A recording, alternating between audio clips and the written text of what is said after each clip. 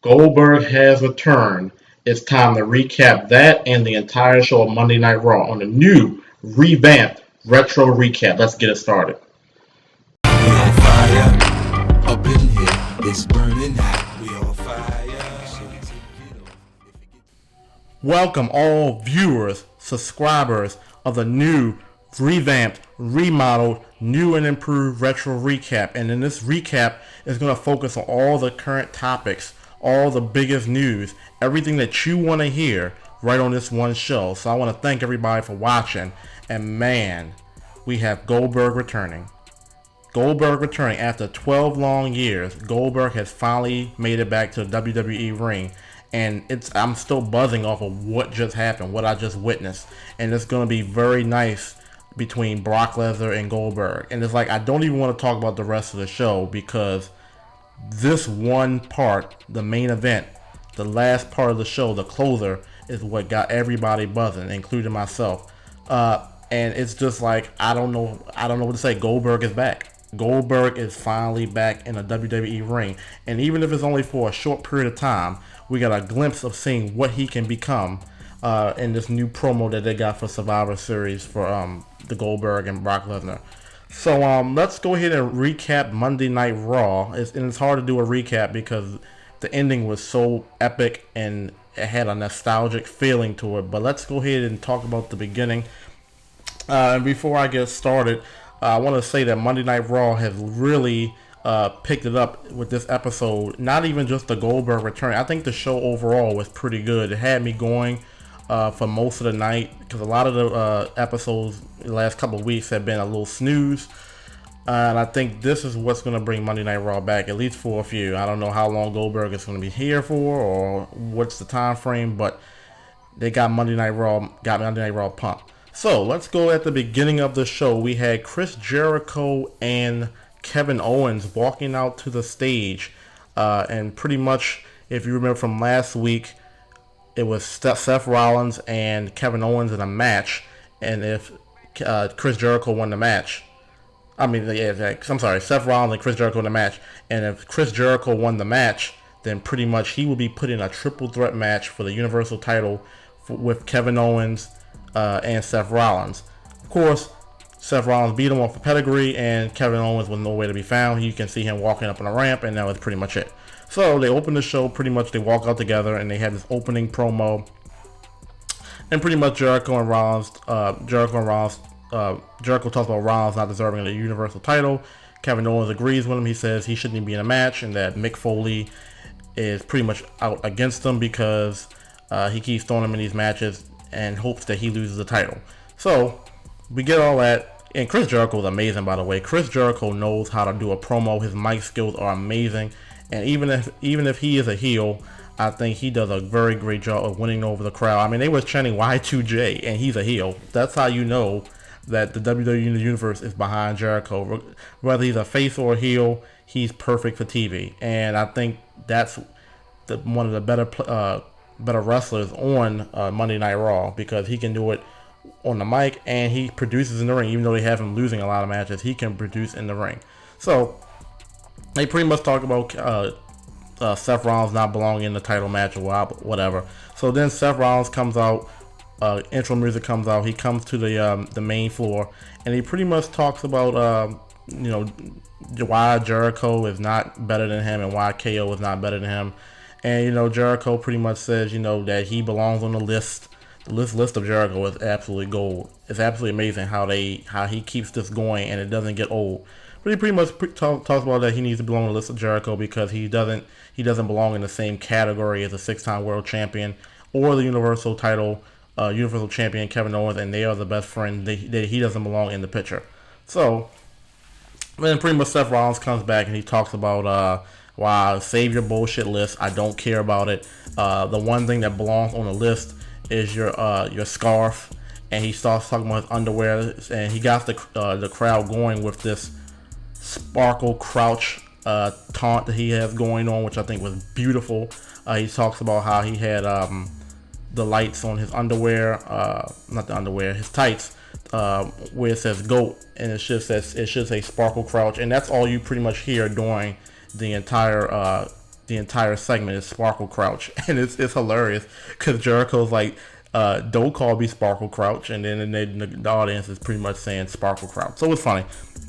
So pretty much, Jericho states that he doesn't want Kevin Owens in the match because Seth Rollins pretty much pointed out the fact that when he pedigreed him, Kevin Owens was nowhere to be found, and the only reason why he could possibly beat him is because Kevin Owens is out there. So pretty much Jericho calls him off. He says he wants to take on Seth Rollins by himself. And so pretty much Kevin Owens walks out the ring, Jericho and Rollins have a match, and it was a pretty good match. And then all of a sudden, Seth Rollins will do some move, and pretty much Kevin Owens comes out. His intro music comes out, and for a while he was actually helping Chris Jericho because he had Chris Jericho had Seth Rollins in the walls of Jericho for a good, I want to say, minute to a minute and a half. I mean, that bad boy was locked in, and Kevin Owens came over there, and pretty much as Seth Rollins was going towards the ropes, you can see Kevin Owens pulling the rope backwards, making it difficult for Seth Rollins to grab it. So as he's doing that, the referee caught him, so he pretty much had to break the hold. And then Chris Jericho tried to go for the code breaker. Seth Rollins countered it and turned it into a pedigree.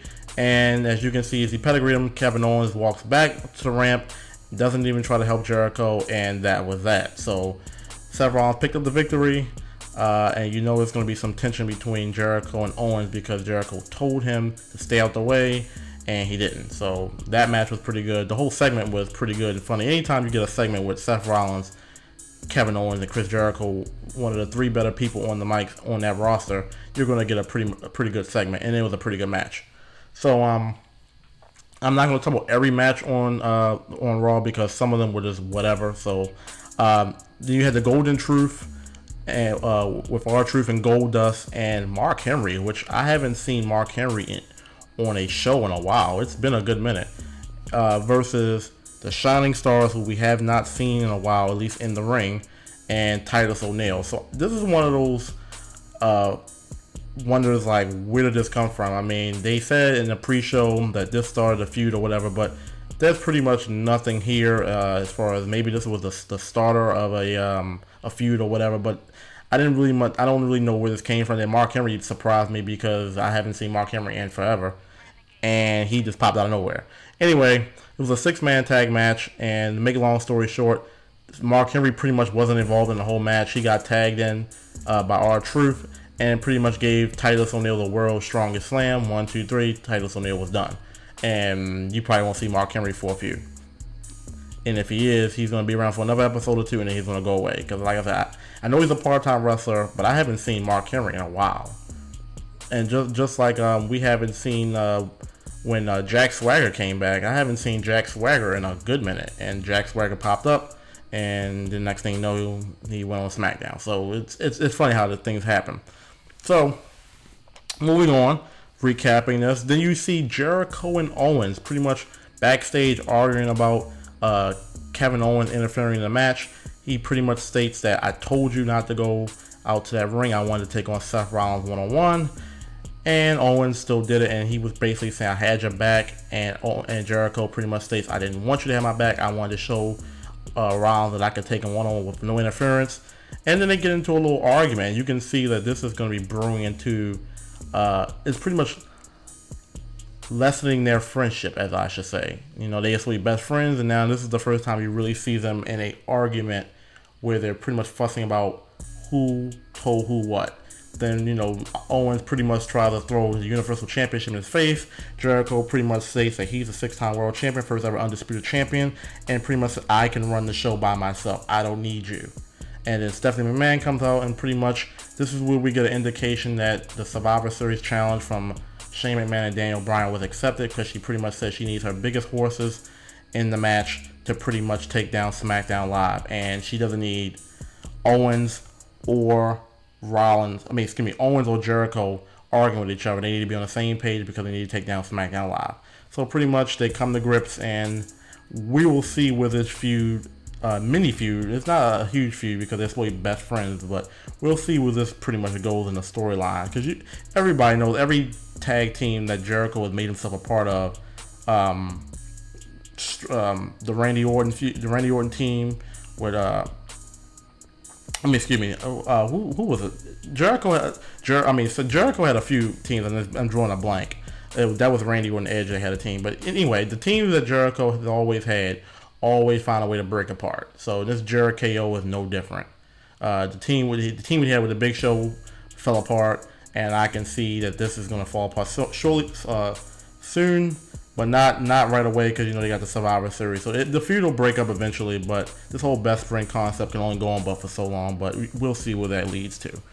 So another match of importance, the New Day pretty much come out, and after Cesaro and Sheamus came out, and they're still trying to work together, and apparently it's not going well, because Sheamus and Cesaro was in that best of 7 match. So they're pretty much a put together tag team, because no one was the winner of that best of 7. Mick Foley told them that they would get a tag team opportunity, and the New Day was on the list. So we have Sheamus and Cesaro pretty much coming out, and then the New Day come out, and they do their thing, and they're pretty much talking about how Sheamus, there's no way Sheamus and Cesaro are going to beat them because they're not coordinated. And Xavier Woods, who is gold on the mic. Xavier Woods is perfect. I mean, he has me laughing every time he says something on that mic.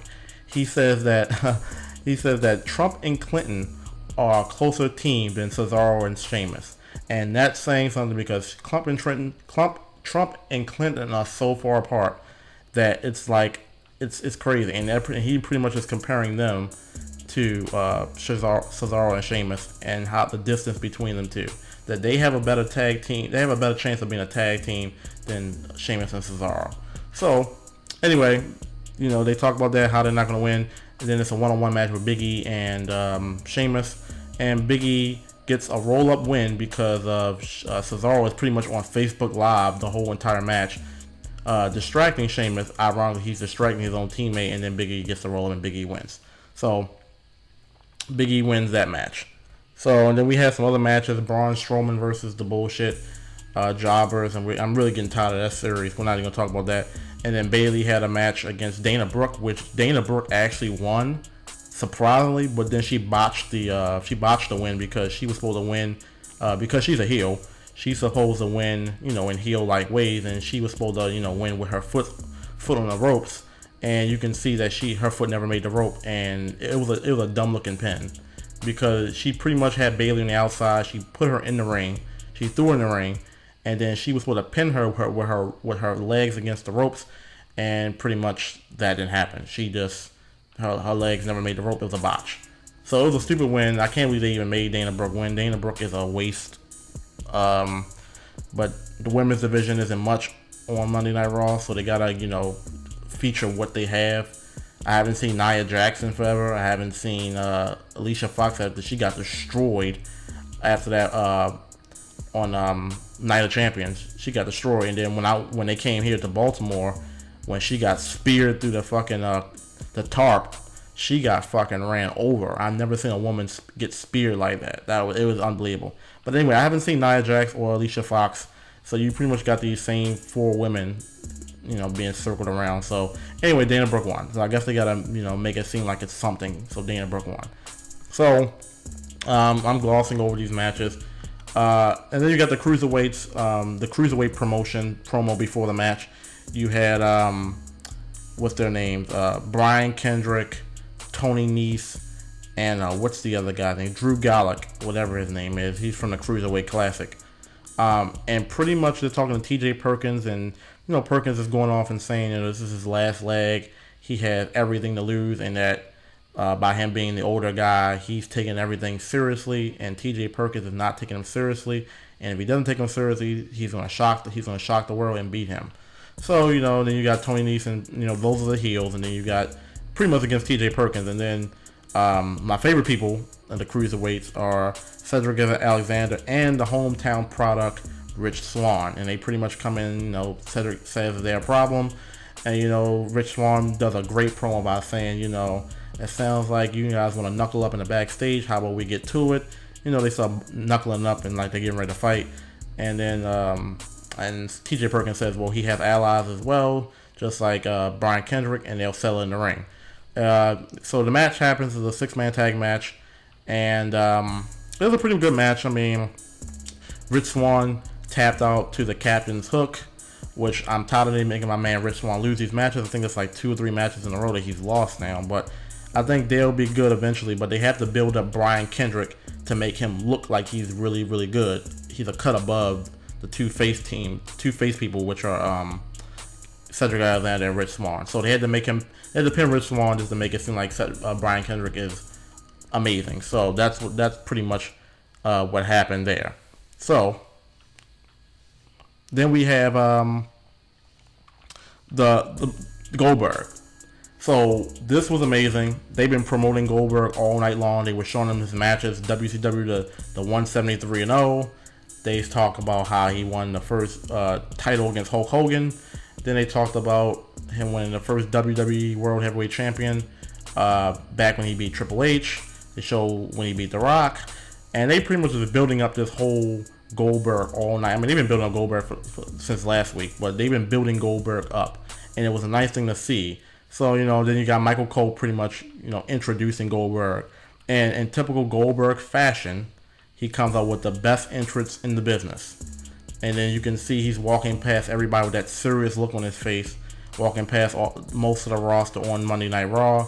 He comes out to the ring with the pyro, and it's amazing. It's just a nostalgic feeling. I mean, I couldn't believe that. I mean, even if it's for a short period of time, Goldberg is back in the WWE.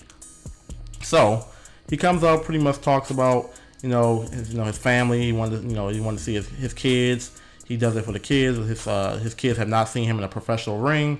He pretty much talks about the reason why it all started because of the game, the 2K7. It was a promo.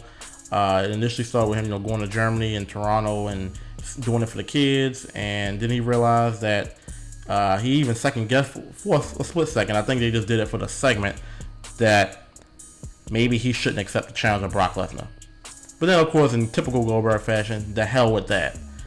And then he goes and says, Brock Lesnar, you're on. I'm taking you on. I accept the challenge. He says, you're next. And he said, no. You're last. Drops the mic, walks off. It's a beautiful segment. Beautiful segment. And they pretty much gave Goldberg that whole segment because it ran over to like 11:15ish. And he was still on the mic. They made sure Goldberg got his words in. So we'll see where the Goldberg-Brock Lesnar feud actually starts getting hot when they actually meet face to face. I'm not sure if even Goldberg is even going to be on the next Monday Night Raw, because they've already confirmed that Brock Lesnar is going to be on there. It would be nice just to get a face to face segment, because Survivor Series is going to be as a month away. They got to be able to get them face to face something and get a nice little promo on. But we'll see where that goes. But it was a very good show for the most part. The Jericho the segment, the New Day segment, the Rich Swann Cruiserweight segment was pretty good, and then Goldberg segment was pretty good. So I think the show was pretty good tonight, and it had to be considering Goldberg was coming back. So we'll see what happens next Monday when Brock Lesnar responds to Goldberg statements that he made tonight, saying, you're next and you're last. We'll see where that goes. But that's pretty much it. That's Monday Night Raw. Can't wait for SmackDown tomorrow. Leave your comments on what you thought about the show. And this is the first installment of the newly revamped Retro Recap. Let me know what you guys think about it and what I can do to improve it. And I'm happy to bring you guys content on a regular basis. So this is your boy Retro. I'm out. Peace.